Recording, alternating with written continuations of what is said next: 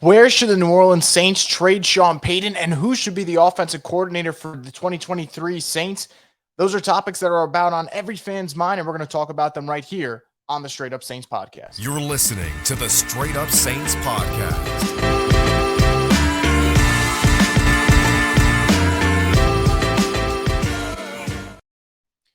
Welcome back to another episode of the Straight Up Saints podcast presented by DraftKings Sportsbook and Birdsall Law Firm, the official injury lawyers of Boo Crew Media. You can give them a call at 504-523-5413. That's 504-523-5413. They're located at 918 Poydras Street, right outside by the Superdome. So there's a lot to get to when it comes to the New Orleans Saints, and yet it's weird that nothing's really been done yet. It's been something that a lot of us have talked about on Twitter. Some people saying it's complaints, other people saying it's frustration, whatever you may think it is. And it probably checks off just about every box. We'll talk about the offensive coordinator and who I think is the number one candidate, or at least should be the Saints' number one candidate for this coaching cycle and just hiring cycle in general. But before I do that, I want to talk about Sean Payton and where he could end up. And I don't want to, at this point kind of beat a dead horse with where he could go if he does decide to come back. Obviously, there's always that option that he decides to stay at Fox. No one really wants that to happen. That's kind of I'd say the worst case scenario, because then if you were to trade him next year, you're not going to get as good of a trade package, obviously, in return. But let's get down to who's in the sweepstakes and what I think would be the best trade for the Saints. So in terms of the sweepstakes, we know who it is, right? The Texans have received permission. The Broncos have already interviewed with him. The Panthers are technically in the mix. The Cardinals are in the mix. So from looking at it from every point of view, I think the one team that right now is odd to me would kind of be Arizona. They just already hired their GM, so it's not a situation where Sean gets to pick who his GM is going to be. They have a quarterback on a torn ACL. They have a lot of aging players.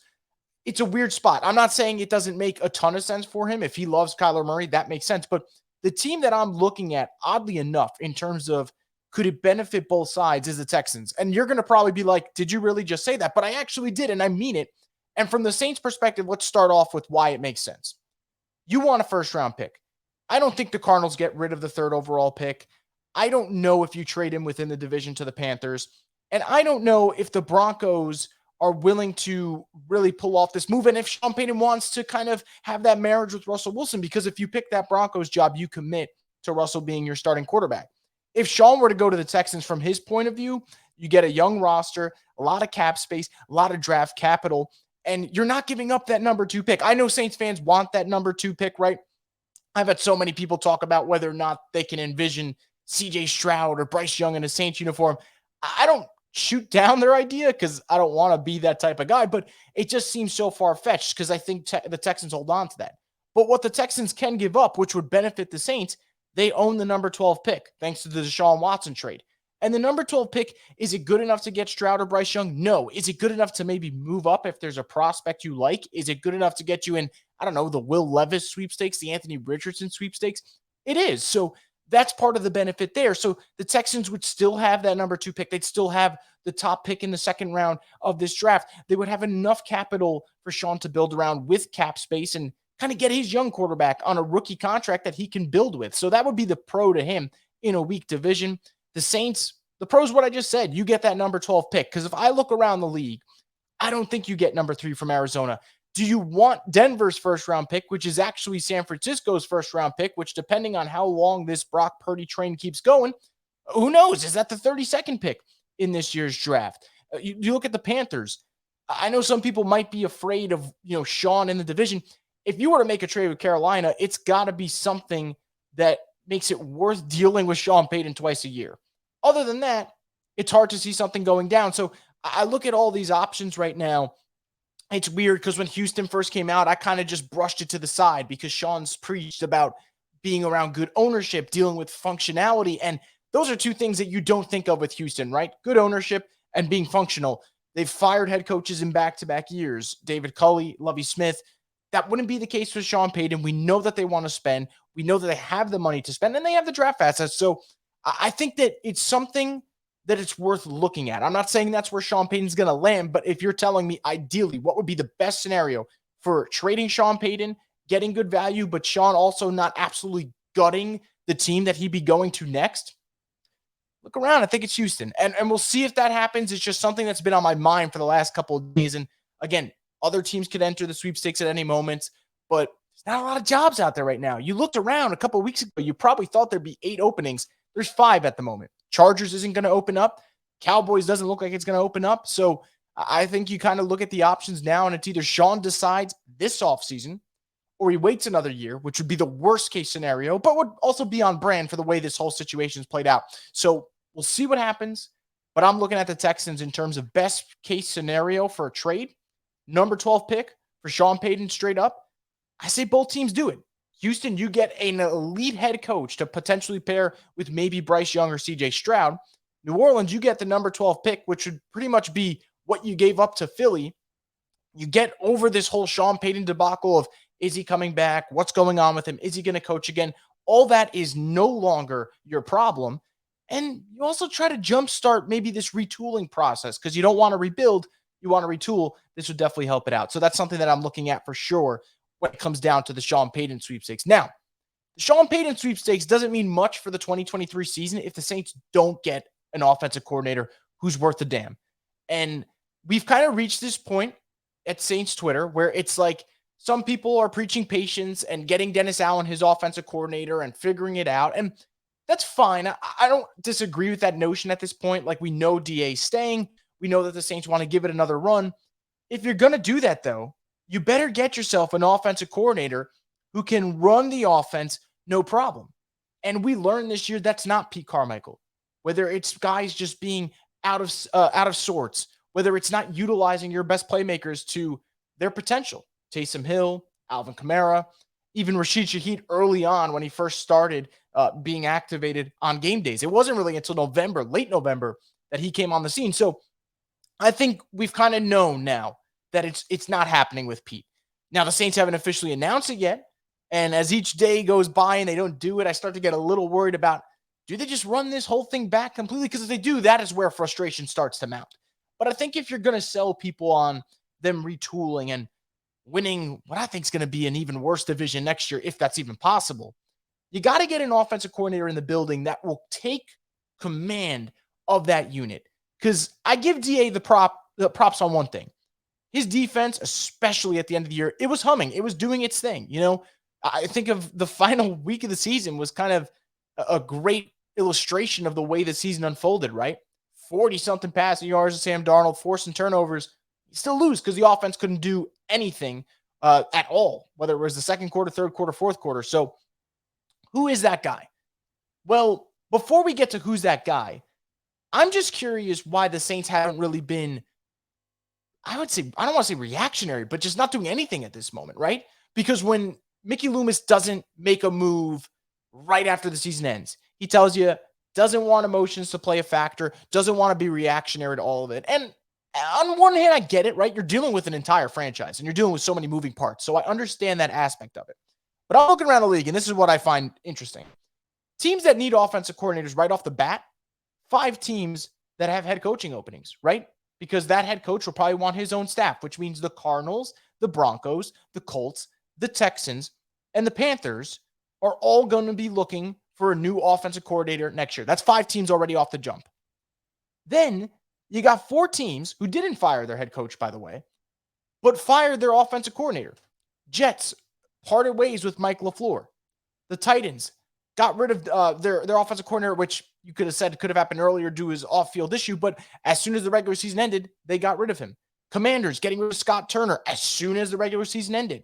And the Chargers blowing that 27-point lead against the Jaguars 3 days later, they get rid of Joe Lombardi. So I look around the league and I see teams making moves, and it's either the Saints have hopefully something under the table ready to go, or they really don't know yet if they want to get rid of Pete Carmichael. And if that is the case, that would be super alarming because I don't think there's anything more you need to evaluate. It's a bad offense. They were bad the entire year. Their best quarter was in the first week of the season off just a masterclass from 3 players who really didn't do much the rest of the season. Outside of that, it was a bad offense. 7 points against the Panthers in the finale, 0 points against the 49ers. Don't show up against the Buccaneers late in the game when you need to. It's a bad unit. and it was poorly coached, and they didn't execute well. And look, there's drops, there's fumbles, there's interceptions that I don't really put on the coach. Players got to do their jobs too, but they need someone in there that's going to just take complete control and say, DA's got the offense, the defense. I've got the offense. Let's get this thing rolling. And I think there's one guy right now that makes more sense than any other candidate, and he hasn't been linked to the Saints. I don't know if the Saints are going to pursue him or even reach out to him, but that guy would be Frank Reich. And I think Frank Reich has gotten a really bad rap at what went down in Indy. But as you watched Indy unfold this season, firing their offensive coordinator who didn't even call plays, then getting rid of Frank Reich because, shocker, Matt Ryan to Sam Ehlinger wasn't exactly the great quarterback change that the front office thought it would be. Then what do? They bring in Jeff Saturday because that was a smart idea. They make another quarterback change, put in Nick Foles. And as they start to make more moves, and I talk about reactionary before, start to make more rash decisions, you look around and you go, well, is it really Frank Reich's fault? I've seen him work well with Phillip Rivers. I've seen him work well with Carson Wentz. I look at him and I look at his resume, whether it's what he's done in Philly, whether it's what he's done with the Chargers, even what he did with the Colts, especially with Phillip Rivers and the first season with Andrew Luck. I think he's a really good coach. But more importantly, he's a coach that can handle that offensive side of the football. We all had our reservations about Pete because Pete Carmichael didn't even know if he wanted the job. And if you don't believe me, just go find the old reports that Ian Rappaport put out there about the talk about maybe he doesn't want it. Frank Reich can handle that side of the ball, no problem. He's only got one interview for a head coaching position, which I find super odd. And because of that, I kind of think Frank Reich is going to have to settle for an offensive coordinator position, which puts the Saints right in play. Because again, Frank Reich is not just a guy who's going to command the attention of everyone in that room. He's the type of coordinator that really is, in my opinion, a head coach. And even if it's a one-year experiment, Frank Reich, it works with the Saints for 1 year, does really well, and then goes back to being a head coach. That means that really benefited the Saints. And if the Saints can have an offense that's at least serviceable paired with Dennis Allen's defense in a terrible division, guess what? We can complain all we want next year. That's probably a playoff team in, like I said, a really, really bad division. And if things go south and DA's not the guy and the Saints decide to go away from him, well, guess who can fill in? Whether it's during the season or maybe even after the season, Frank Reich can do that too. And if you have doubts about Frank Reich and what he's done and whether or not he deserves a second shot at OC or head coach, I think you look at what Doug Peterson's done, a guy who the Saints interviewed, but not fully. It didn't seem like they ever gave him that full, I'd say, attention that he kind of deserved. In Philly, wins a Super Bowl, has a bad season. Everyone writes him off for some weird reason. And now he's got the Jaguars in the divisional round of the playoffs in his first season, a team that was just owning the number one pick a year prior. So I think for Frank Reich, he makes all the sense in the world for the Saints. Experienced coach, has worked with a plethora of quarterbacks over the last couple of years and just really his whole career. He knows what he's doing on that side of the ball. He can be that kind of second coach for the Saints. And I think they need that desperately. And it would also be a different voice. I don't want to see Joe Lombardi come over. And I don't really know if Joe Brady's ready for that spotlight to go take it on in New Orleans. You don't always have to bring back Sean Payton assistants. Look around. I think Frank Reich would be another guy that can really fit in for New Orleans. Now, he's not the only candidate that will be out there. You know, some people on Twitter have asked me about Nathaniel Hackett because of what he's done with Green Bay. Although, again, that'd be quite fascinating, right? Two coaches who were hired in last year's cycle that probably had, I wouldn't say the two worst because McDaniels would probably be the second worst. And I'd say Hackett is firmly the worst, but that would be an odd pairing, DA with Hackett. So I don't know if I'd say that, but Mike LaFleur, who just got removed from the Jets, was it his fault? Was it the quarterback room's fault? Well, I watched enough Jets to kind of say it's a little bit of both. I think that his scheme wasn't perfect, but again, he's a young offensive mind that maybe needs a different shot in a different space with a more mature quarterback room, with a better quarterback room. And maybe that's someone that the Saints look at. I think Zach Robinson, the passing game coordinator of the Rams, this isn't the Saints style, especially this continuity front office approach that they're taking. I don't know if getting the passing game coordinator of the Rams, who may or may not be the next bright offensive mind, and it's a gamble that you'd have to take. I don't know if that fits the Saints brand. But if you're asking me, hey, who's a guy that you're looking at OC? I would tell you Zach Robinson's a coordinator. I'd say coordinator candidate that the Saints should consider. Another name, and I think this one actually makes more sense for the Saints in terms of fits the continuity bill, knows DA very well. It fits that brand. Greg Olson, former Raiders offensive coordinator, was just with the Rams as an offensive analyst this past year. He's got decades of coaching experience. He's the type of candidate where if you hire him, you do know that he'll take care of the offense. You do know that he won't have to get a head coaching job because at this stage in his career, if it was going to happen already, it would have. So you don't have to worry about that. But my concern with Greg Olsen would be, are you just trying to run back the old Oakland Raiders staff from the 2013, 2014 days? And if that's the case, does that mean DA brings in Derek Carr? And are you running the experiment that you had 7-8 years ago? So that would kind of open the door for those questions. But again, Greg Olsen's someone that they're probably going to look at. I'd imagine, I don't like it, but I'd imagine they look at Joe Lombardi, who just got fired from the Chargers because, again, familiar name, Sean Payton connection. I'm sure that'll be a name. But if you ask me, I had a pick and I was in charge, I'm looking at Frank Reich all the way, and I'm offering him whatever he needs. Does he need to be the highest paid OC next year? Go for it. Because, again, if the Saints are ever going to make it work under DA, they need an offensive-minded coach who can handle things while DA handles the defense. And DA is going to need to handle the defense because there's a chance he loses Ryan Nielsen and or Chris Richard in the offseason to full-time non-co-defensive coordinator spots.